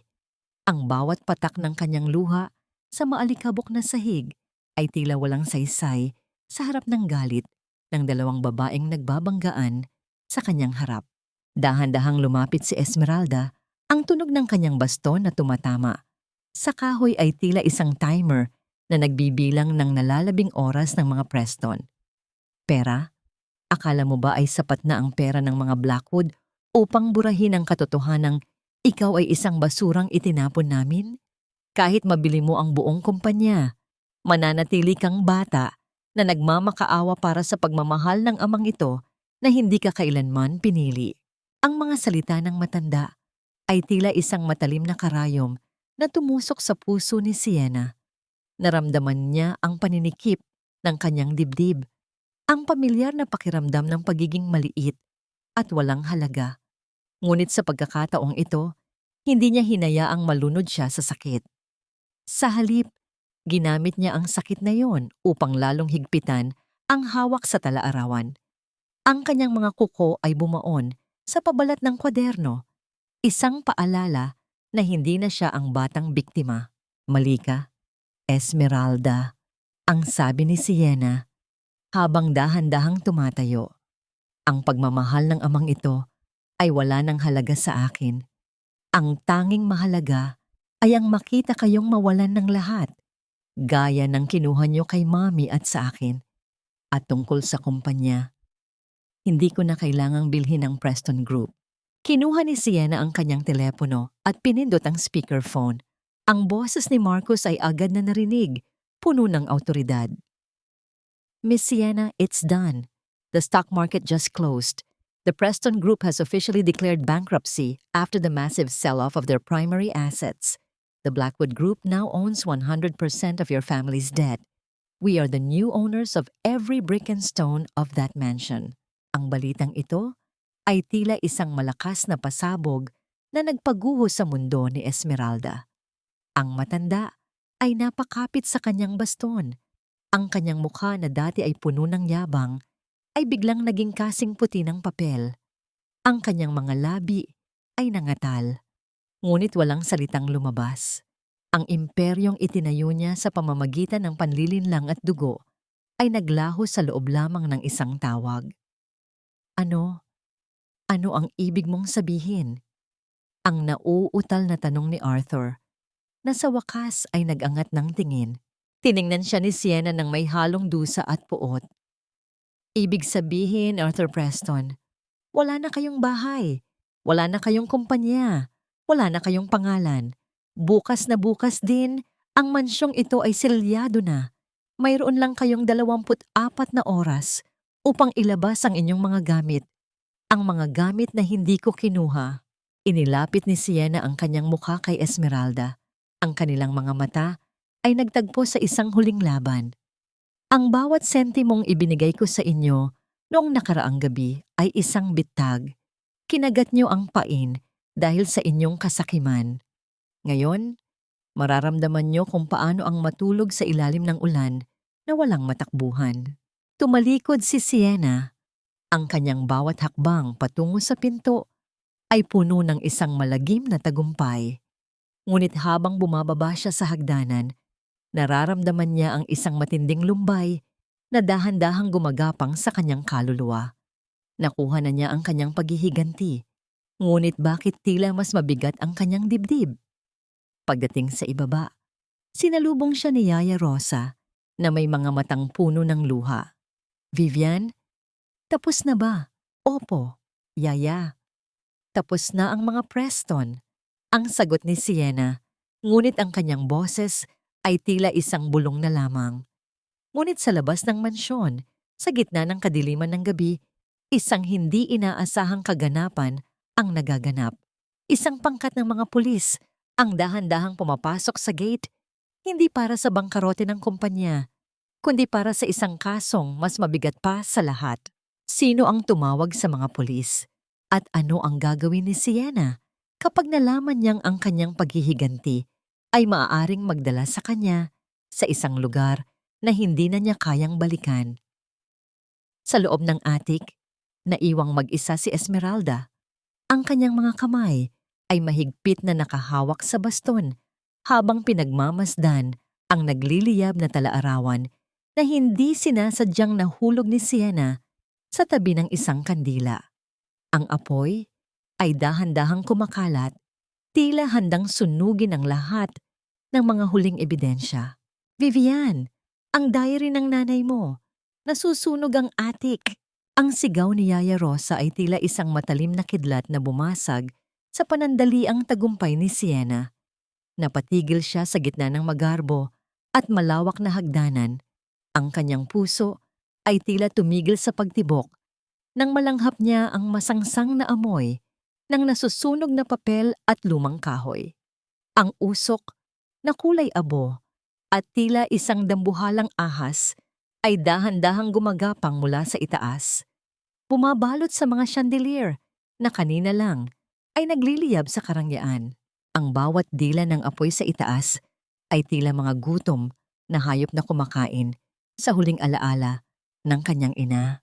Hindi na nag-isip si Sienna. Ang kanyang mamahaling sapatos ay mabilis na humakbang pabalik sa itaas. Ang bawat pagtakbo niya ay isang pakikipagbuno sa takot at pait.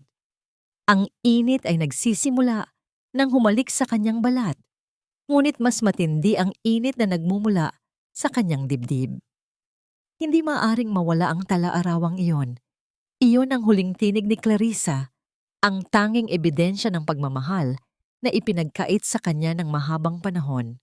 Nang makarating siya sa pintuan ng attic, bumulaga sa kanya ang isang nakakangilabot na tanawin.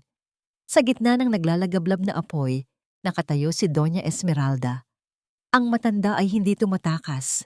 Sa halip, nakatingin ito sa apoy nang may ngiti na tila isang baliw.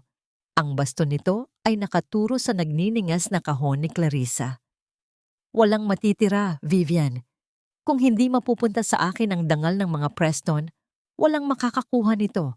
Susunugin ko ang lahat ng bakas ng nanay mong hampas lupa. Lola, tumigil na kayo. Ang sigaw ni Sienna. Ang kanyang boses ay paos dahil sa usok na pumasok sa kanyang lalamunan. Tinangka niyang lumapit upang abutin ang talaarawan na nasa gilid na ng apoy. Ngunit ang init ay tila isang pader na humaharang sa kanya.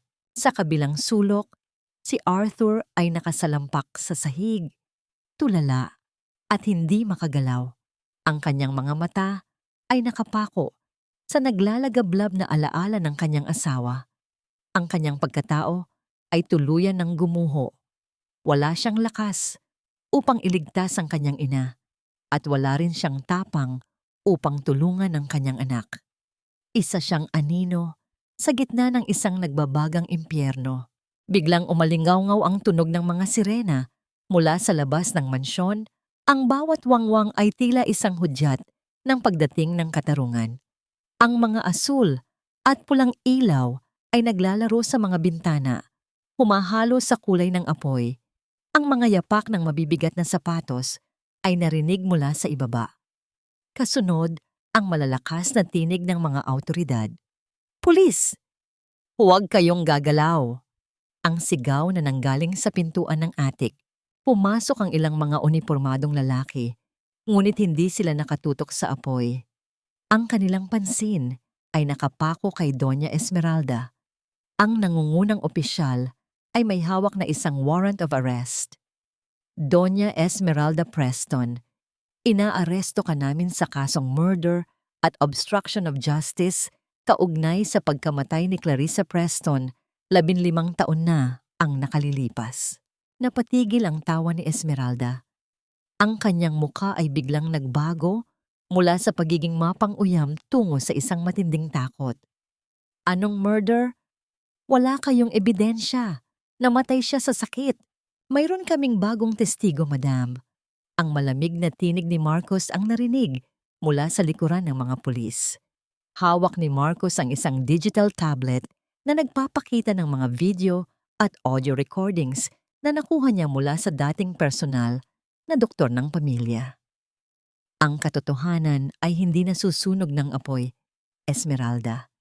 Ang bawat laso na ibinigay mo ay may bakas na hindi mo kayang burahin. Sa gitna ng kaguluhan, isang malaking bahagi ng kisame ang bumigay. Isang nagbabagang kahoy ang diretsong bumagsak patungo kay Sienna. Napapikit na lamang ang dalaga, handa nang tanggapin ang huling haplos ng apoy. Ngunit sa isang iglap, isang katawan ang dumambas sa kanya. Itinulak siya palayo sa panganib. Ang tunog ng pagbagsak ng kahoy sa sahig ay tila isang malakas na pagtambol.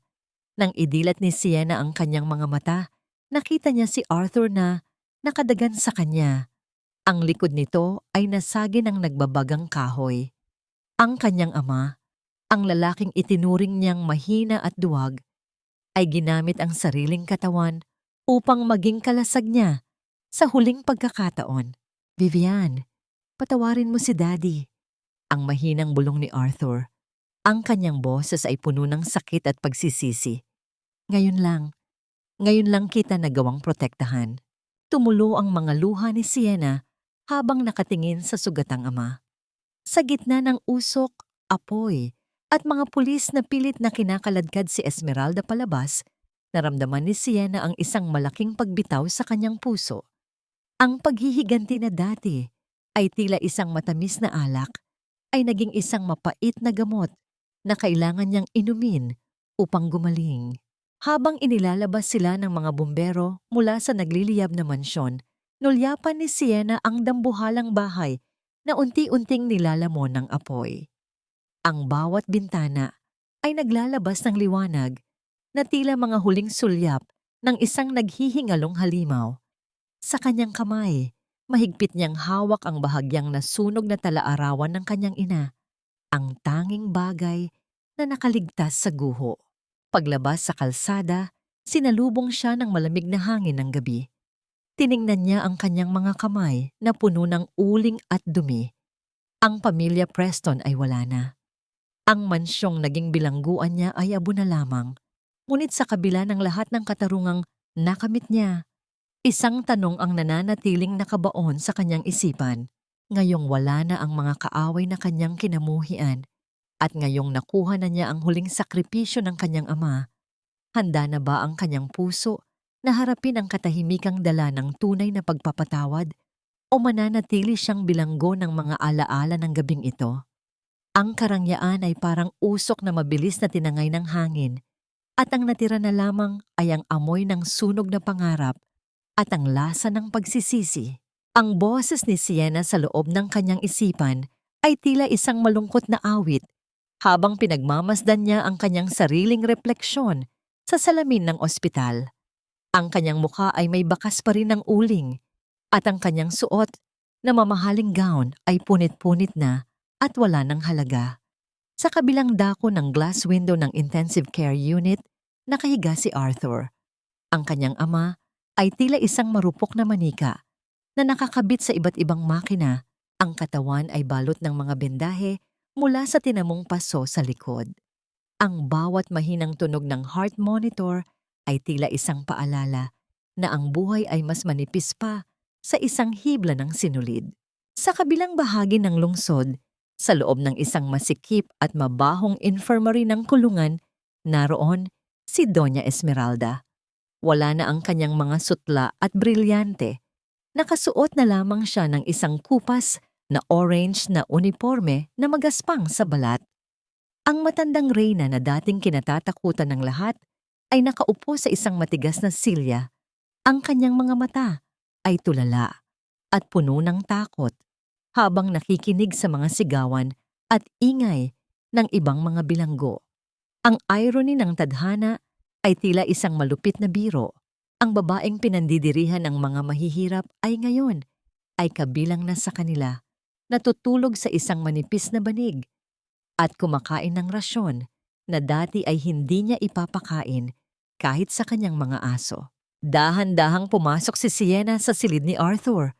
Ang amoy ng gamot at alkohol ay sumalubong sa kanya. Isang amoy na nagpabigat sa kanyang paghinga.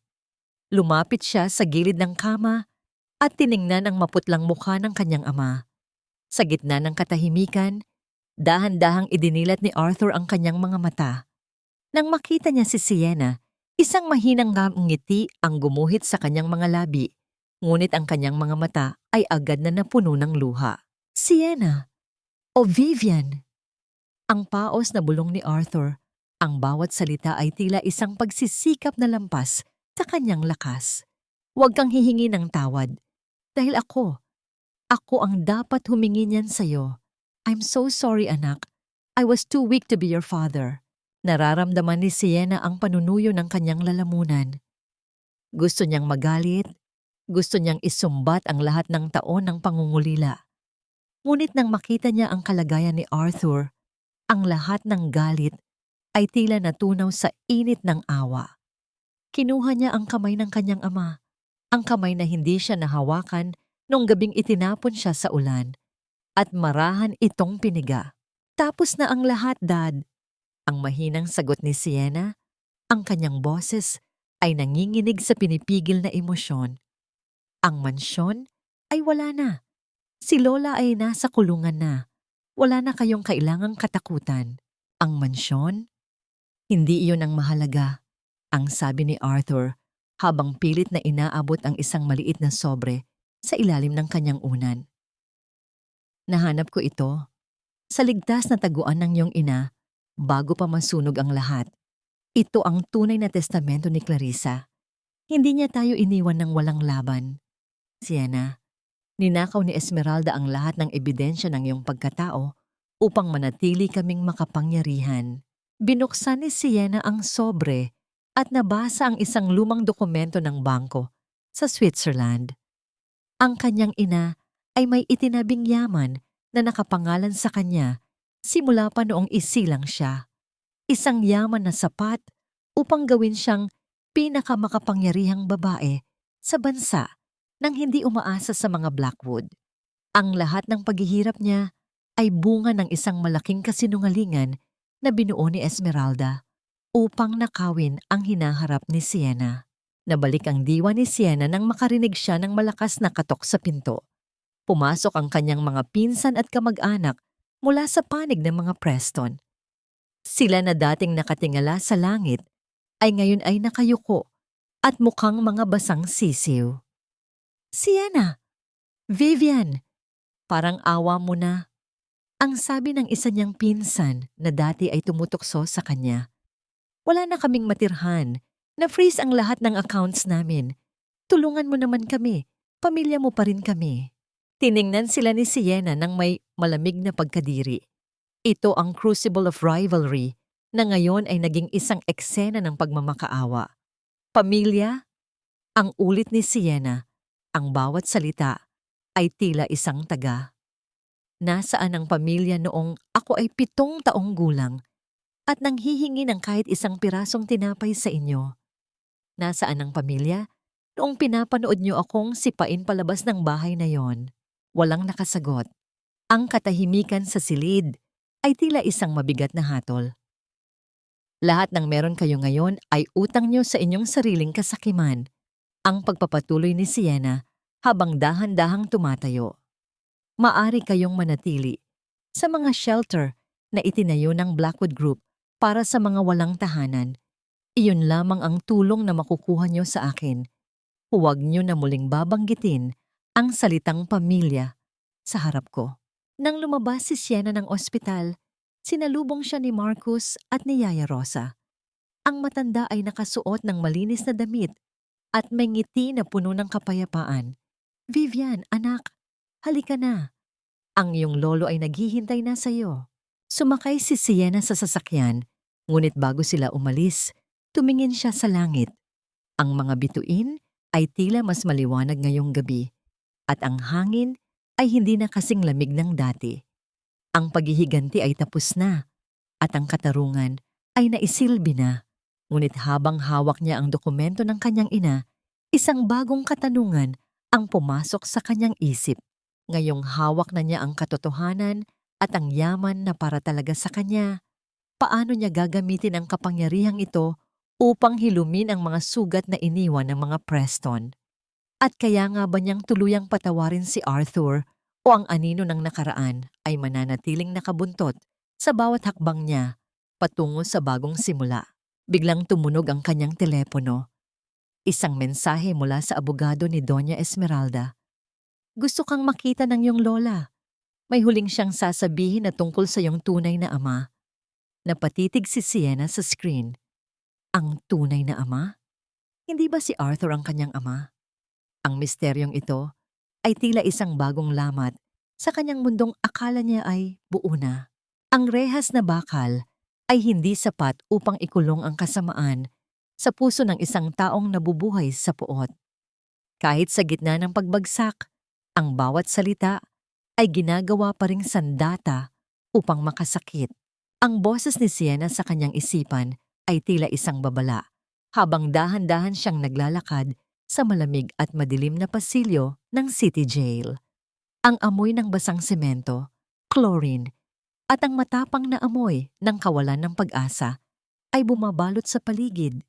Ang bawat tunog ng kanyang mga sapatos sa semento ay tila isang mabigat na hakbang patungo sa huling kabanata ng kanyang galit. Nakatayo siya sa harap ng isang makapal na salamin, naghihintay sa babaeng nagwasak sa kanyang pagkabata. Nang ilabas ng mga gwardiya si Doña Esmeralda, napatigil si Sienna. Ang matandang reyna ay wala na. Ang nakaharap niya ay isang tuyot na matanda, ang buhok ay gulo-gulo at maputi na, at ang balat ay tila nakalaylay na sa sobrang payat. Ngunit nang magtagpo ang kanilang mga mata, nakita ni Sienna ang pamilyar na kislap ng lason. Ang kasamaan ni Esmeralda ay hindi kayang burahin ng anumang parusa. "Dumating ka rin, Vivian." Ang paos na tawa ni Esmeralda pagkatapos niyang hawakan ang telepono sa kabila ng salamin. "Gusto mo bang malaman ang katotohanan? Gusto mo bang malaman kung bakit hindi ka nagawang protektahan ni Arthur?" "Nandito ako para tapusin ito, Esmeralda." Ang malamig na sagot ni Sienna. "Wala na akong pakialam sa mga laro mo." "Talaga? Kahit na sabihin ko sa iyo na ang dugong nananalaytay sa iyo ay hindi galing sa isang Preston?" Isang mapait na ngiti ang gumuhit sa mga labi ng matanda. Ang nanay mo, si Clarissa, akala mo ba ay napakabait niya? Isa siyang Blackwood na tumakas dahil may ibang mahal. Si Arthur, pinakasalan lang niya ito upang itago ang kahihiyan niyo. Hindi ka tunay na Preston Vivian, isang kangbunga ng pagkakamali. Nararamdaman ni Sienna ang paninikip ng kanyang dibdib. Ang bawat salita ni Esmeralda ay tila mga huling bala na pilit na ibinabaon sa kanyang puso. Gusto niyang maniwala na nagsisinungaling ang matanda, ngunit ang bawat pagduda ay tila isang lason na dahan-dahang kumakalat. Mabilis na lumabas si Sienna ng kulungan. Ang kanyang paghinga ay mabilis at ang kanyang mga mata ay puno ng luha. Sumakay siya sa sasakyan at nagpahatid sa ospital. Kailangan niyang malaman ang katotohanan mula kay Arthur. Sa loob ng silid sa ospital, ang katahimikan ay tila isang hatol. Lumapit si Sienna sa kanyang ama na tila mas humina pa ang kalagayan. Dad, sabihin mo sa akin ang totoo. Ang hikbi ni Sienna habang hawak ang kamay ni Arthur. Tunay mo ba akong anak? O bunga lang ako ng isang kasinungalingan? Dahan-dahang imulat ni Arthur ang kanyang mga mata. Sa kabila ng sakit, isang payapang nangiti ang lumitaw sa kanyang mukha. Vivian, ang dugo ay hindi ang nagtatakda kung sino ang anak. Noong unang beses kitang nakita sa bisig ng iyong ina, alam kong ikaw ang pinakamagandang bagay na nangyari sa buhay ko. Hindi mahalaga kung anong sabihin ni Mommy. Sa puso ko at sa paningin ng langit, ikaw ang kaisa-isa kong anak. Iniabot ni Arthur ang isang maliit na susi kay Sienna. Pumunta ka sa sementeryo. Sa likod ng puntod ng iyong ina, may nakabaon doon na isang kahon ng liham.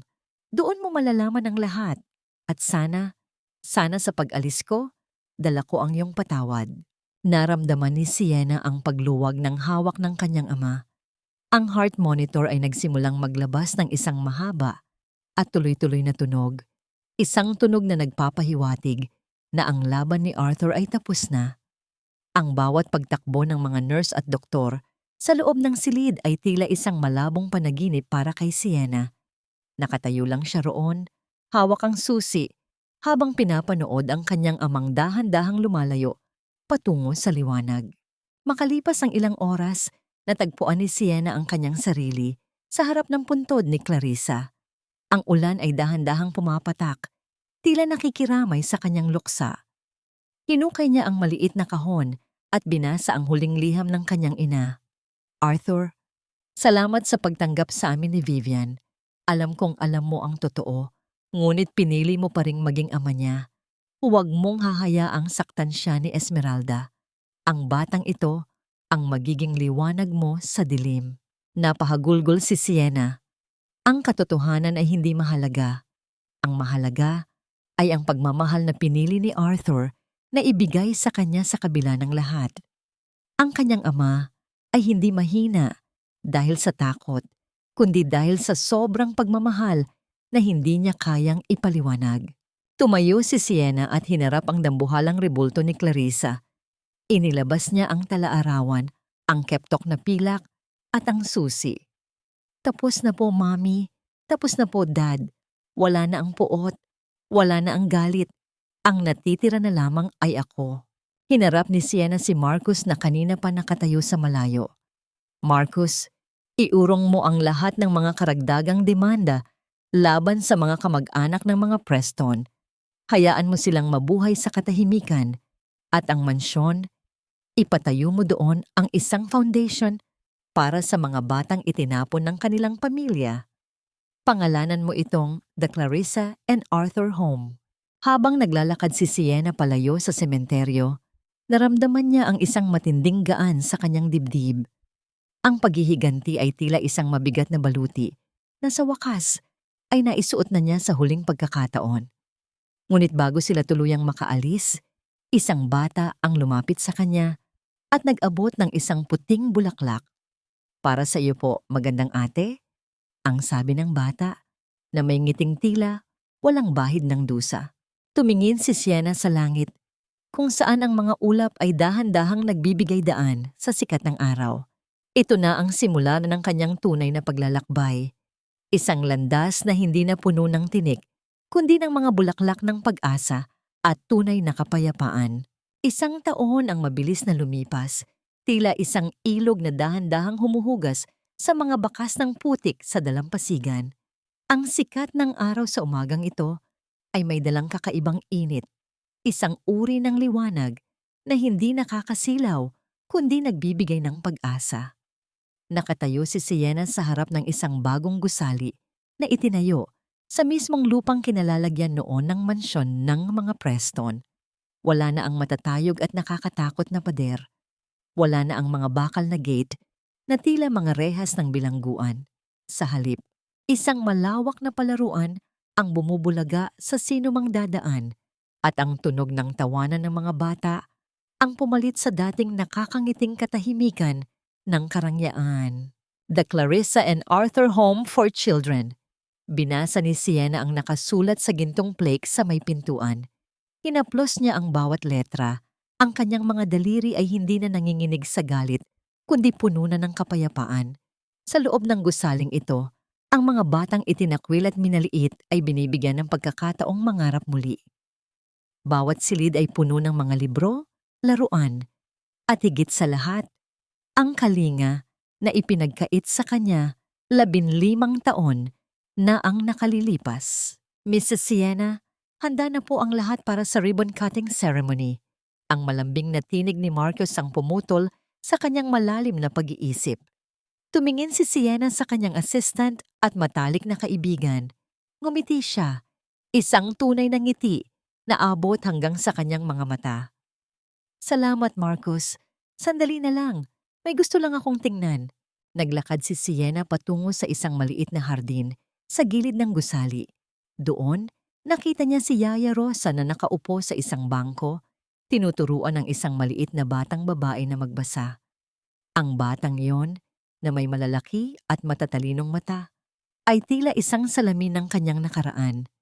Nang makita siya ng bata, tumakbo ito patungo sa kanya at niyakap ang kanyang mga binti. Ate Sienna, look, I can read my name now. Ang masayang sabi ng bata. Lumuhod si Sienna upang maging kapantay ang bata. Inayos niya ang buhok nito at hinalikan sa noo. Ang galing mo, anak. Tandaan mo, ang pangalan mo ay simbolo ng iyong lakas. Huwag mong hahayaang sabihin ng iba na wala kang halaga dahil ikaw ay isang hiyas. Nang mag-angat ng tingin si Sienna, nakita niya si Yaya Rosa na nakatingin sa kanya. Ang mga mata ng matanda ay puno ng luha ng kagalakan. Vivian, kung nakikita ka lang ng iyong nanay at tatay ngayon, tiyak na punong-puno sila ng dangal. Ang bawat sugat mo ay naging bulaklak na nagbibigay ng bango sa buhay ng iba. Nabalik ang gunita ni Sienna sa isang huling pagbisita niya sa kulungan bago ang araw na ito. Doon, nakita niya si Doña Esmeralda na tuluyan nang nawala sa sariling kaisipan. Ang matanda ay nakaupo sa sulok, kinakausap ang hangin. Tila humihingi ng patawad sa mga multo ng kanyang nakaraan. Hindi na naramdaman ni Sienna ang galit. Ang nakita niya ay isang kaawa-awang kaluluwa na naging biktima ng sariling kasakiman. Doon niya naintindihan na ang tunay na paghihiganti ay hindi ang makitang nagdurusa ang kaaway, kundi ang maging masaya sa kabila ng lahat ng ginawa nila sa iyo. Sa pagtatapos ng programa, tumayo si Sienna sa harap ng maraming tao. Hindi siya nakasuot ng mga diamante o mamahaling seda. Nakasuot lang siya ng isang simpleng puting damit at sa kanyang buhok ay nakakabit ang munting keptok na pilak, ang hiyas na minsan ng dinurog ngunit muling nabuo. Ang kwentong ito ay hindi tungkol sa paghihiganti. Ang simula ng kanyang talumpati. Ang boses ay malinaw at umaabot sa puso ng bawat nakikinig. Ito ay tungkol sa paghilom. Ito ay tungkol sa paghahanap ng liwanag sa gitna ng pinakamadilim na bagyo. Ang pamilya ay hindi laging tungkol sa dugo. Ito ay tungkol sa mga taong hindi ka bibitawan kapag ang mundo ay tumalikod na sa iyo. Humarap siya sa langit, kung saan ang isang puting banyubay ay dahan-dahang lumilipad sa itaas. Sa lahat ng mga batang nakararanas ng sakit, huwag kayong susuko. Ang inyong bukas ay hindi itinatakda ng inyong kahapon. Kayo ang may hawak ng bolpen at kayo ang susulat ng inyong sariling katapusan. Habang dahan-dahang bumababa ang kurtina ng araw sa hapon na yon, naglakad si Sienna palayo kasama si Yaya Rosa at Marcus. Ang bawat hakbang niya sa lupang dati ay puno ng dusa, ay ngayon ay puno na ng pasasalamat.